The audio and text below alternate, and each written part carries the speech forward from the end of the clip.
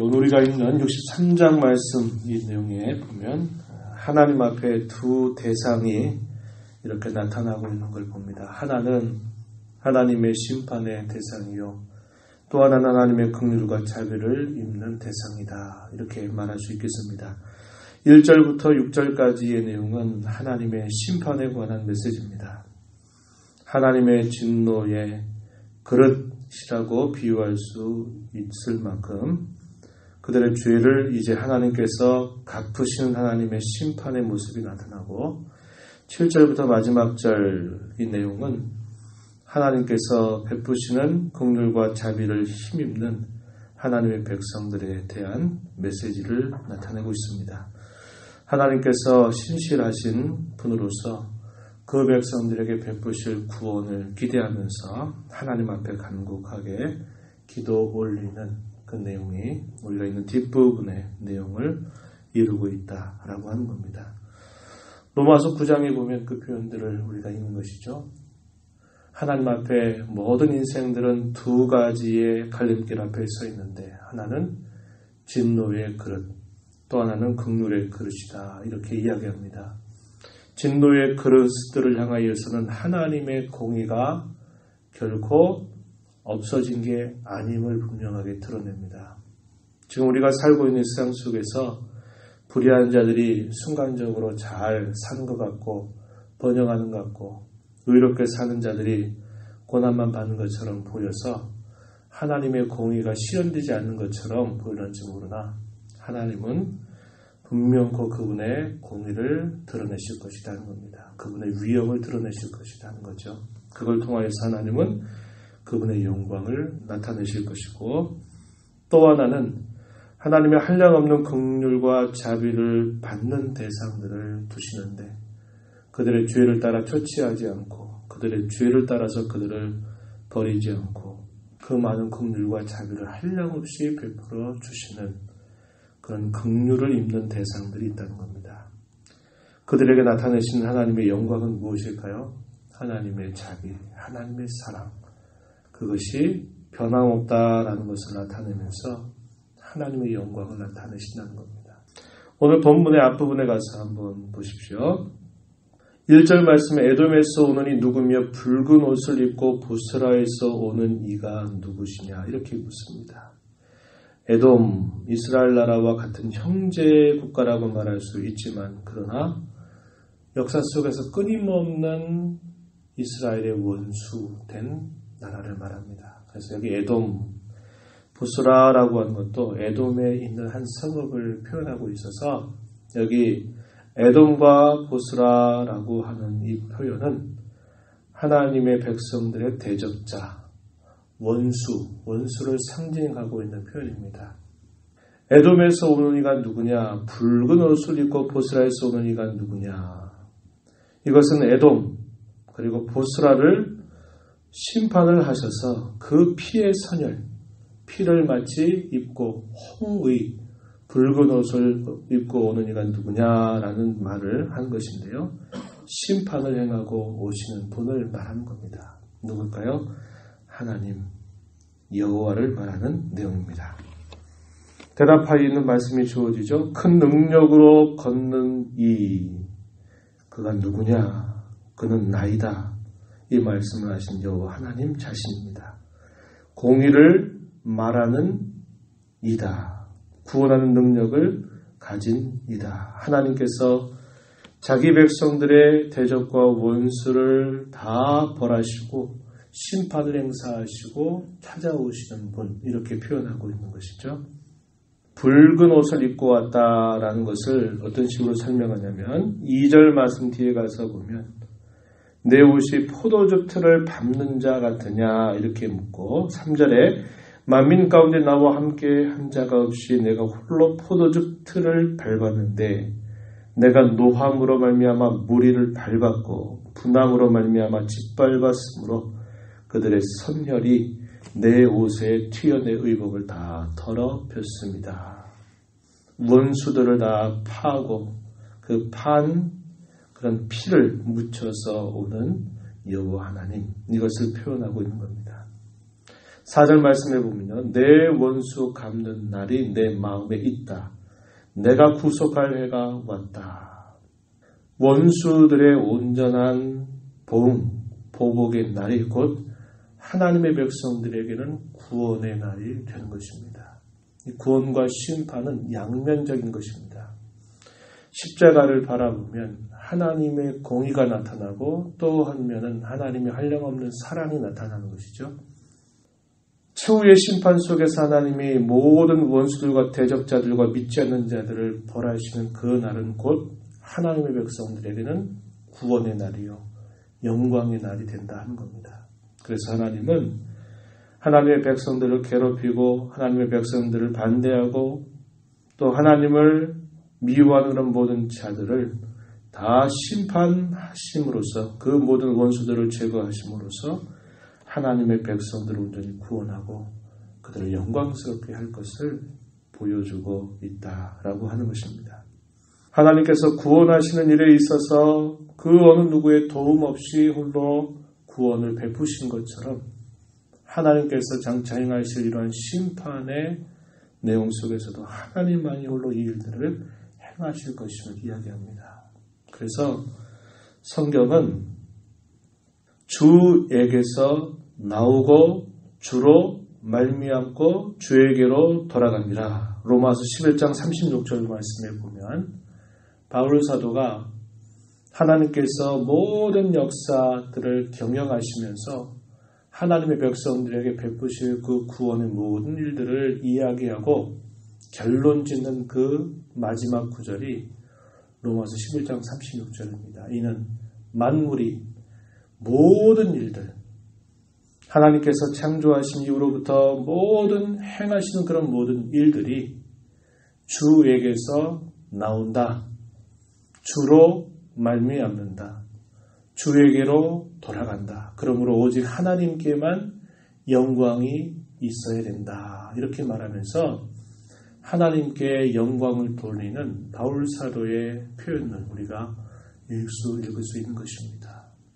우리의 구원 어떤 겁니까? 내가 구원을 얻은 것입니까? 내가 받아낸 것입니까?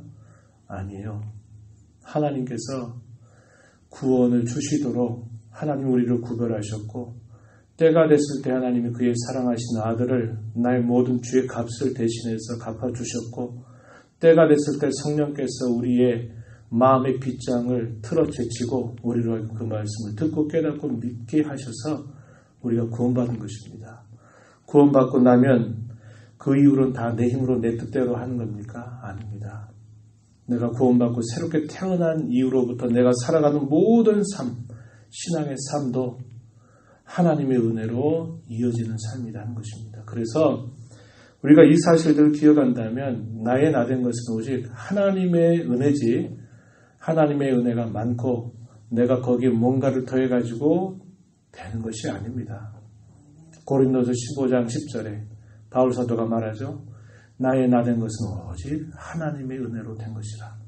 내가 다른 사도들보다 더 열심히 노력하였고 더 애를 썼고 더 많은 일들을 위해서 내가 고군분투하였지만 그것마저도 하나님의 은혜다 이렇게 말하는 겁니다. 하나님을 알아가면 알아갈수록 하나님 앞에서 내가 무엇인가를 했다고 말할 게 없다는 걸 깨닫게 됩니다.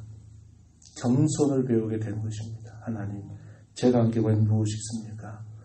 하나님께서 베푸신 그 많은 긍휼과 자비, 저로 하여금 이렇게 끊임없이 낭망하지 않고 일어서도록 하셨고 수고하도록 하시니 모든 것들은 하나님의 은혜입니다. 하나님의 영광을 받으시옵소서 이렇게 말하는 것이 하나님을 알아가는 자의 마땅한 고백이 되는 것입니다. 하나님이 이렇게 구원에 있어서도 홀로 행하셨죠.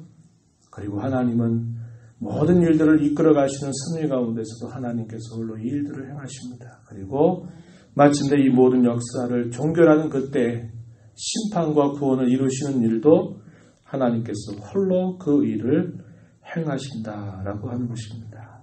여기 우리가 읽은 본문 3절 가운데서 내가 홀로 포도주 틀을 밟았다. 여기 표현 홀로 포도주 틀을 밟았다. 이 말은 하나님께서 홀로 모든 원수들을 다 진멸하셨다. 이 말입니다. 또 뒤에 가서 보면 5절에서 내가 본즉 도와주는 자도 없고 붙들어주는 자도 없으므로 이상하게 여겨 내 팔이 나를 구원하며 내 분이 나를 붙들었다. 하나님께서 행하시는 일들입니다.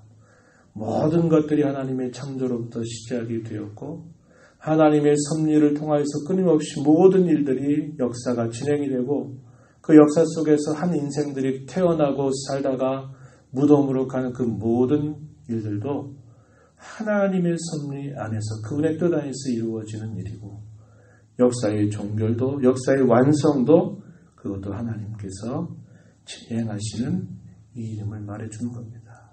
그래서 하나님이 오직 영광을 받으셔야 되고 하나님만이 오직 존귀를 받으셔야 되고 하나님만이 찬송을 받으셔야 되고 하나님만이 우리의 경배의 유일한 대상이 되셔야 한다라는 사실을 우리에게 잘 가르쳐 주고 있습니다.